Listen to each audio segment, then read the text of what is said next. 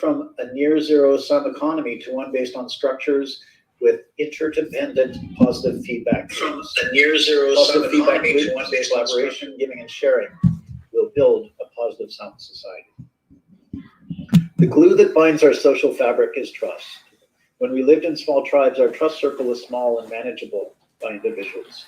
As we developed more complex societies, we needed to add rules and centralized rule makers and enforcers. These systems worked reasonably well for a long time, but now organizations and individuals are able to project great destructive power at a distance inexpensively and predict or shape our intentions from the tracks we leave on the internet. In some ways, certain web platforms may know us better than we know ourselves. Humanity has outgrown our trust infrastructure. Fortunately for all of us in our ecosystem, we are developing the next trust paradigm based on decentralized protocols, agreed upon algorithms to come to consensus regarding the economic and social present and past, and decentralized identities and reputation systems that can serve as digital twins to actors and elements in the physical world. We're building a new automated objective trust foundation for our planet that is stronger, cheaper, and more agile. Enabled by this new global trust foundation, many of the projects and companies here at ETH Denver are building the next generation of global financial infrastructure that will enable the world's systems to be rebuilt on sturdier foundations. In a positive sum society, rules are defined by collaboration networks and built into the software that runs the systems. Punishment for breaking society's rules will be mostly economic, for example, in the form of slashing of stake, rather than incarceration. Altercations among nation states or collaboration networks will be fought with tools that influence economic well-being and mind share, and will rarely involve kinetics, explosives, and other deadly weapons. Examples of a positive sum collaboration networks in our ecosystem are plentiful. Ethereum 2 provides broad and unprecedented opportunity to build and have stake in the foundation on which the world's systems will be re-architected. Automated market makers are liquidity providers coordinating guaranteed exchanges of tokens, with fees accruing to users and governance done by users. Filecoin and IPFS are bringing broad granular control and configurable permanence to the read-write web.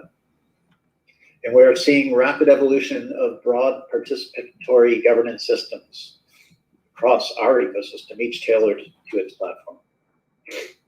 There's been much talk over the years about an approaching singularity as machine intelligence and automation changes the human condition in a way that makes post-singularity humans or intelligences unrecognizable or incomprehensible to pre-singularity humans. Some believe that the field of artificial intelligence or a specific AI will launch into an extreme positive feedback loop and eclipse humanity or turn everything to gray goo. It can be argued that there will be no inflection point, no obvious moment or event that changes everything. From the start of biological history, intelligence has been on an exponential growth curve. And anywhere you stand, if you look backward in time, it looks fairly flat. And if you look into the future, you see a powerful upturn, quickly leading to a vertical wall of unfathomable complexity and possibility. I expect we will continuously flatten the singularity. In this smooth singularity interpretation, humans and machine intelligence will likely evolve in tandem, with a variety of hybrid types emerging. Elon Musk's Neuralink and Brian Johnson's kernel will make it possible to read from and send current to individual neurons.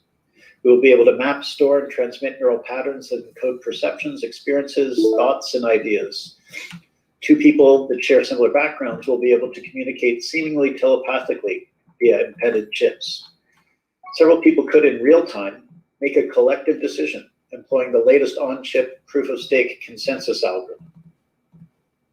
The social shift from taking to giving as the ethos for economic and social processes may just be the inflection point, if there is one, that future generations, and possibly ours, will perceive as the singularity.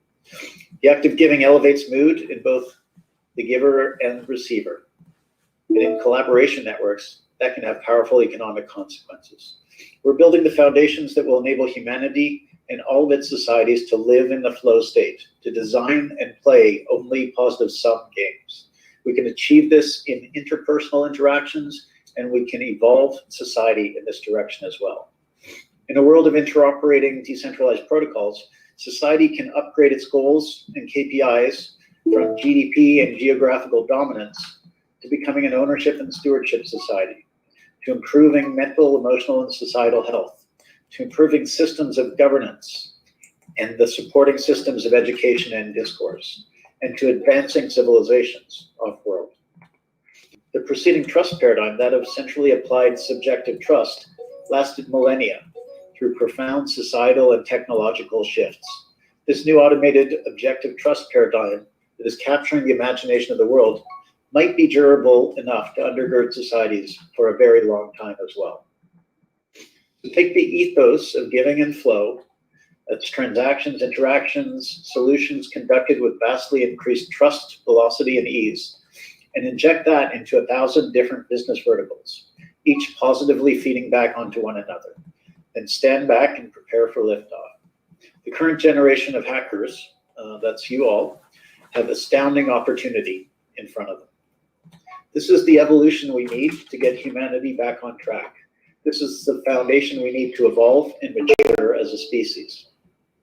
With Elon Musk doing otherworldly things and with Jeff Bezos shifting his major focus to Blue Origin, it is up to us to contribute the positive sum software infrastructure that will constitute the next system of the world and other worlds, as this is the fuel that will propel the collective networked organism called humanity beyond this pale blue dot. Thanks, Joe. We really appreciate you coming. You look like a pale blue dot. Ken? Hello. We're just out here in the ether having entirely too much fun with the green screen here. Thank you for the insights, Joe. It's always fun just to kind of see where your head's at and just putting everything together. All the impacts. A little bit distracted here by this orbital John, though. Proof of John is in the ether. Trust me, he's there. I don't know about you guys, but this is all making me really miss, having an in-person conference. It kind of it sucks that DevCon's been delayed again, but we're all looking forward to seeing everyone in person when that's the thing. In the meantime, we have this cool Minecraft sports castle and other VR things. Poker tournaments, chess tournaments. We've got Minecraft Melee tonight. We've got DJ live streams. We've got over 100 artists contributing to our CryptoVoxels NFT art gallery and auction. So we'll see everybody around. Joe, again, thank you so much. We'll see you in the virtual space, I'm sure. Just let me know where you're at and we'll come meet. So thanks a bunch, everyone. So without further ado, we're just going to say thank you for opening ceremonies. We're going to jump right into our main stage content for the day. And that is starting with my favorite biddler, Colorado bound. His name is Austin Griffith. He needs no introduction. And he is going to start us off with ETH Biddle, I believe. Or ETH Build. Whatever he's doing nowadays, I can't even keep track. So Austin, you've got it. Have fun, guys. What's up, everybody? What up, ETH Denver? Got my Buffett horn bow tie rocking, popping and flopping. I just came down from the mountains to show you guys some scaffold ETH, but let's just go up to a higher level. Thank you, John. Thank you, ETH Denver, and everybody who has already presented really awesome stuff. This one is for the builders. So if you are thinking about getting into Ethereum, let's be honest. If you're here on this live stream, you're already here, right? You've already gotten in, but you know a friend, you know someone who's thinking about getting into Ethereum. I'd like to just present to start out where to show them to go, right? Ethereum.org. And I think I have my screen shared. I don't know. Should we jump into screen sharing? There we go. Okay, awesome. There it is. Oh, it's over here. If you just send them to Ethereum.org. It's so good. It's gotten so good. Land here, look through it. There's so much great content.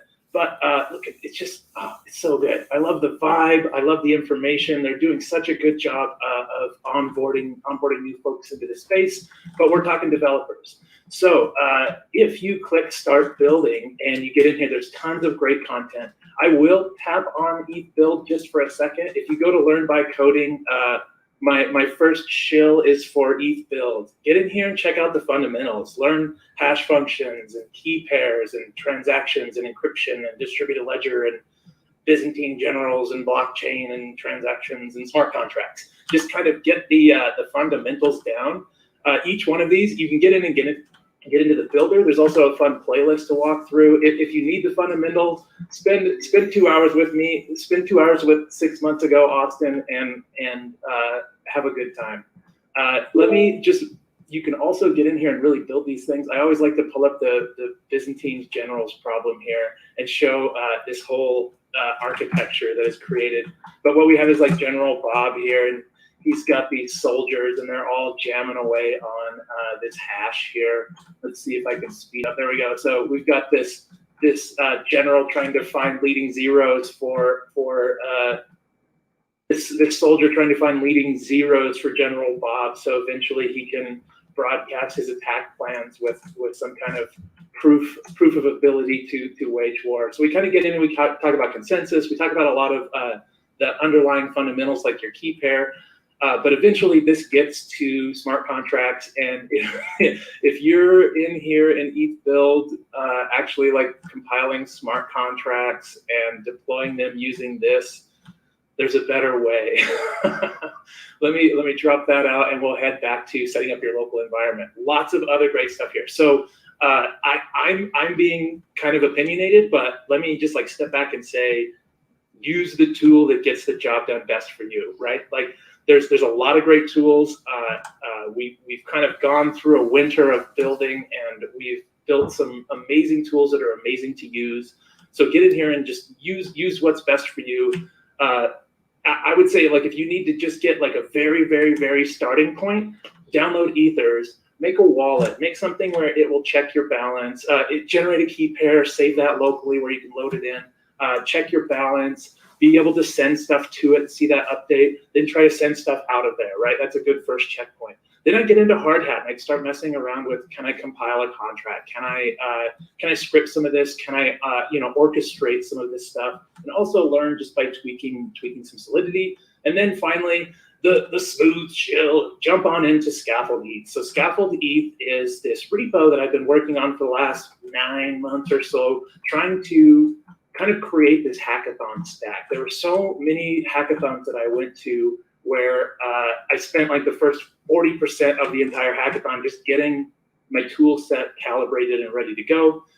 Scaffold ETH kind of does that out of the box for you. It's going to bring in Ethers.js. It's going to bring in Hardhat. It's going to bring in React. It's going to wire those things together. Then it's going to provide a whole component library and a hook library to help you kind of just really jam and create a decentralized app quickly.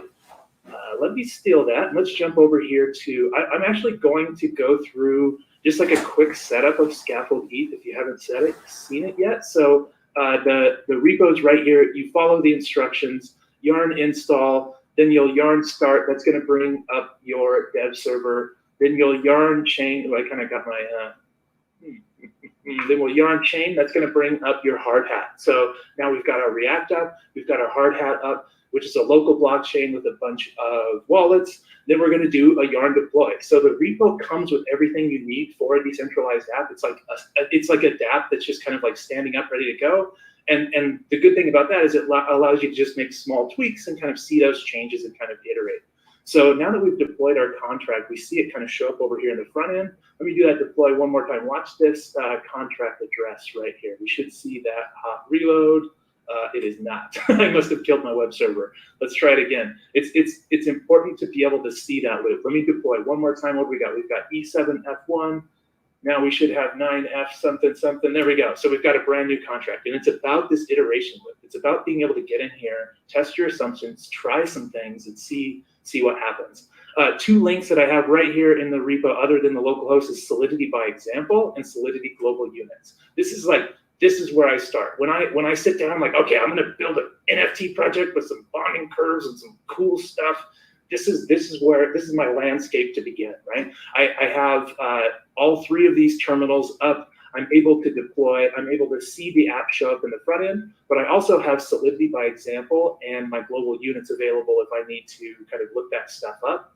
Solidity by example is just so clean, so pretty. You get in here, find what are we looking at? Let's just look at primitives and data types, right? We've got bools, we've got units, we've got addresses, maybe something more advanced like you're getting into mappings. And then after that, you probably want to look at structs and even arrays of structs and building kind of, once you have arrays of structs, then it's like you are off to the races and you can build a lot of this cool stuff. There's a bunch of applications here, like a multi-sig wallet. You can learn how that magical call line works. Where is that? In that execute function, there it is. Such a cool line of code. Then they talk about the hats, right? Reentrancy. You can look at honeypots, front running, lots of fun stuff here. But this is my stack I want to set you up with. Clone down Scaffold ETH, run through this installation. You don't have to get Yarn, you don't have to get Node. If you have a problem, hit me up, hit the chat. I think there's a support button right here that will take you to Telegram, and there's gonna be a bunch of people in here who have been building on Scaffold ETH with me for months, and they can help answer questions also. But have this all up. Here's your code. So the very first file we're looking at is Scaffold ETH packages hard hat contract. So we're looking at your contract, and I just have this simple contract set up where there's just some purpose that we have, just some string, and then some set purpose function that lets us set that string. Super simple, just like attestation contract, right? And we can get over here. First thing you'll see is a call to action. We go there, we say hello world. Now we're going to craft up a transaction and send it to our local chain, send it to our local contract, and prove that kind of we can set the purpose. Cool.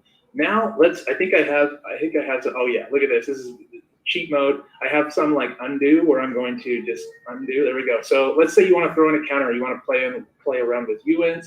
This is kind of the demo I do all the time. I go to primitives and data types. I take a min-t through these different data types, but we look at, see, now I've got this counter. See how my front end auto-adapted as I added that new counter? Now let's just decrement through that. And we're on Solidity 6, 7 or something, so we don't have built-in safe math yet. So what's gonna happen? Whoosh, underflow, cool. You wanna know what the bits are doing under there. You wanna see that again? No problem, you just go to yarn deploy. You get a fresh contract, you get a fresh form. It feels like you're just kind of interfacing with your contract. There's that underflow again, cool. Okay, another thing I wanna show here is just different accounts. So when you go to localhost 3000, when your Scaffold ETH is up and running, you'll notice that I have a different account here in the top. Let's see, can I make that a little bit bigger? Let's see, for the viewers at home, let's make that a little bigger. All right, so now we've got 2 accounts. You can see this guy's like this C715 and this guy's like this D75B, but they're both talking the same contract. You can get funds from the faucet. You can also like pull up a full-on wallet and send yourself like $1 million, right?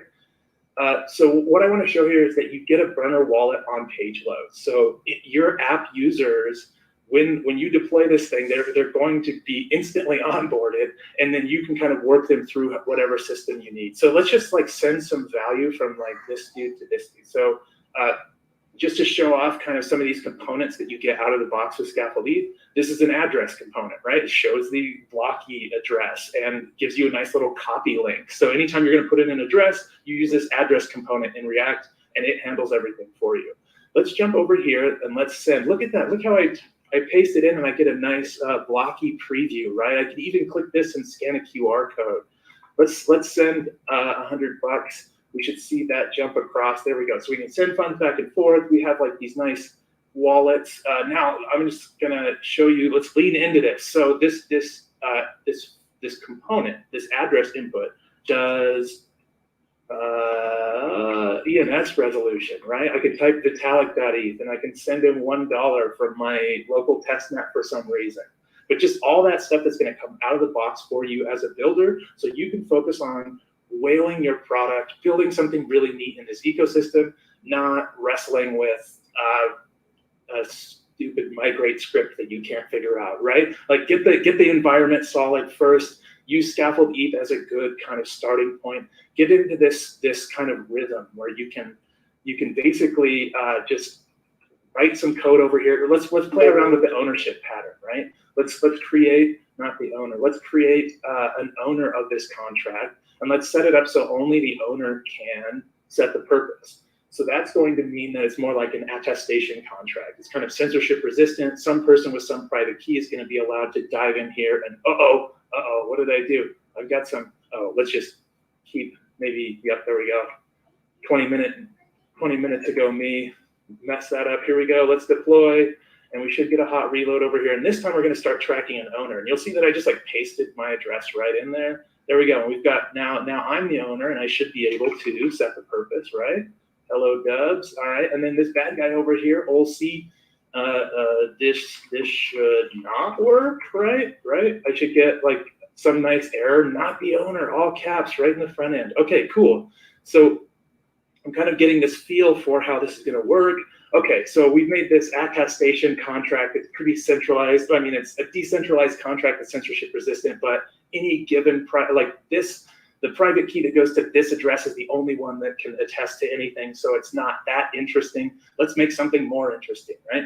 Thinking of Ethereum like the greatest massive multiplayer RPG ever created, let's think about making this thing more multiplayer. Let's think about making this more like a vending machine instead of an attestation machine. A vending machine in the sky that anybody can access, decentralized, permissionless. I'm going to set it up instead to make this set purpose function payable and let anybody set the purpose if they're economically incentivized, right? All right, that gets a little bit more interesting. So there we go. Now we deploy this thing. You'll notice that the UI is going to auto-adapt to this. It's going to say, oh, this is a payable function. I'm going to add this new transaction. And if I come over here and I say, hello, wait, let's do this as a bad guy, because we want to prove that we're all jerks and you have to think very adversarially when you're building on Ethereum. Oh, no, I'm gonna say hello jerks. Love it.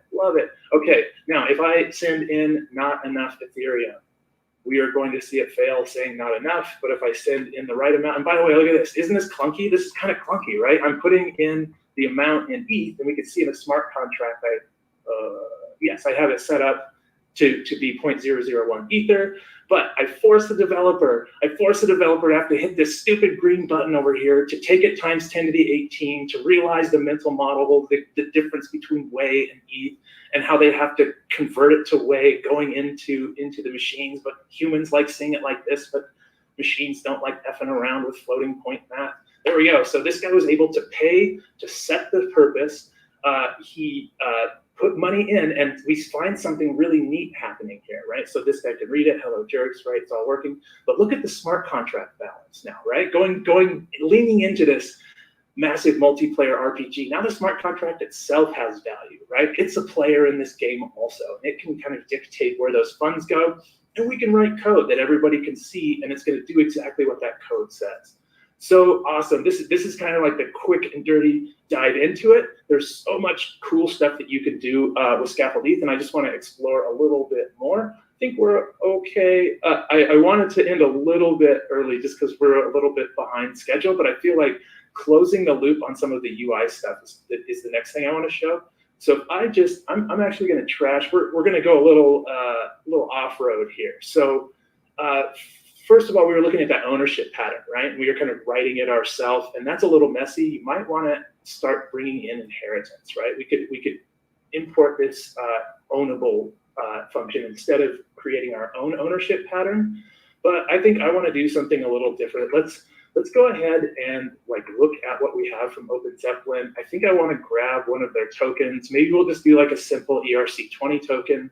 But kind of showing this idea of stuff coming off the shelf is kind of important here. There's a ton of composability, a ton of stuff that's already been created for you. Let's see, where am I going here? What am I going? Let's grab a token. Let's grab this guy. It's weird. I don't see. Oh, that's what I wanted right there. I think I just want that string, right? And we're going to go here, something along the lines of that.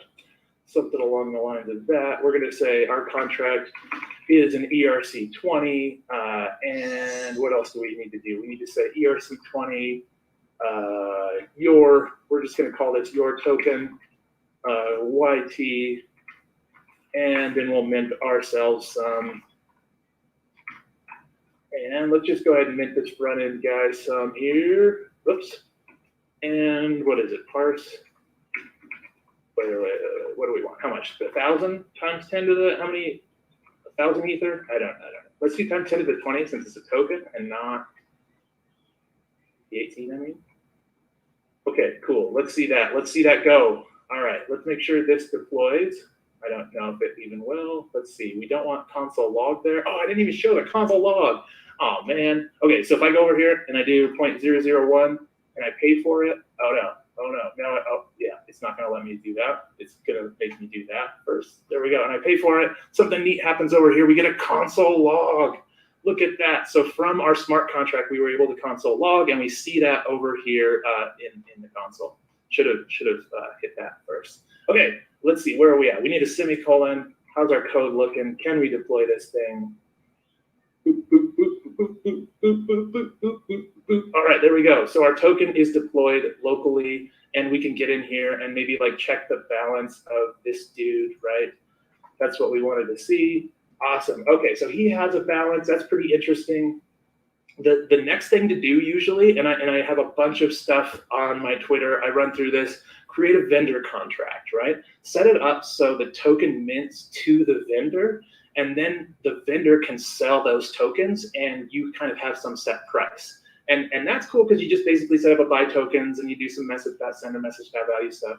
But then the next phase is have it buy and sell tokens, create liquidity in that vendor. And when you create that liquidity, then someone is going to have to do this whole approval pattern, and you're going to go through the approve pattern. And it's good to like see that in the, it's good to go through the approve pattern as a developer and see it and feel it and understand the UX. So then once you get to the point of building an app, it's sort of like in your head what the mental model is going to look like. And speaking of building an app, once you kind of have this contract working the way you want it to, you are ready to sort of get into your example UI. And in the example UI, I have all these examples of how to, display an ENS address, display an address, display a balance in different like big numbers and small numbers, and how you can show it in USD. Then I have all these buttons that show you like all the different ways you can set the purpose on this set purpose function. Oh yeah, I think it's already, yep. I've already broken it because we're already on to deploying a token, and that's fine. Okay, so your front end is going to be the hardest part. I know it sounds crazy, but writing Solidity is technically writing Solidity is very easy. Writing a secure system of Solidity is like very, very, very, very complicated. But getting the Solidity down and getting it working the way you need is actually probably the easiest part between building the UI and getting it in people's hands and seeing how to use it, seeing what needs to change. So Scavleaf tries to get you to that as fast as possible. And I want to show that here. Let's see, if we made a transfer function here. No, we don't have time for that. We don't have time for that. If I made a transfer function, I would just put, basically, let's say I was deploying this token.